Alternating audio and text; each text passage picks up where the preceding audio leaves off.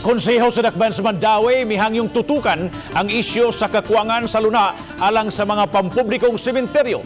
Nanawagan sila og sila mopalit og refrigerated van aron temporaryong kabutangan sa mga patay. Ang report ni Nico Serino. Nahuwasan si Konsehal Nerissa Sun Ruiz nga nasulbad na ang ilang problema. Nalubong na kagahapon sa hapon katong bana sa iyang sinaligan nga namatay sa City Hospital human sila mandui nga ilubong dayon. Nagkapuliki ang pamilya pagpangita og kalubngan labi na kay puno na ang Mandawi Municipal Cemetery. Ipakremate unta kini sa punerarya nga gikasabot sa syudad apan ang labing sayong schedule sa Biyernes pa.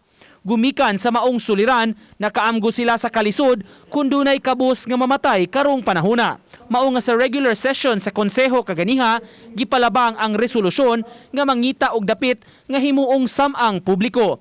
Tipik sa resolusyon ang pag-auhag sa mayor nga makigsabot-sabot aron makapalit og luna ang syudad alang sa bag-ong pampublikong semeteryo. I know nga danay plano pero wa na bitaw mathatagig priority. So at least sa nahitabo, it has been an eye-opener nga naginit, kinahanglan na gyud. So balik ka na.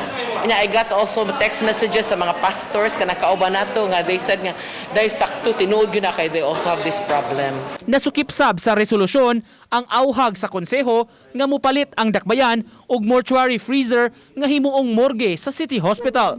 Gamiton kini aron himuong temporaryong kabutangan sa mga patayng lawas labi na tungod sa COVID outbreak.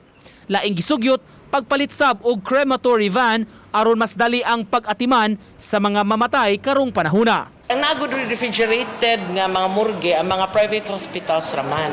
So dili ka pasyente dito nga namatay ka, dili gyud ka masud dito.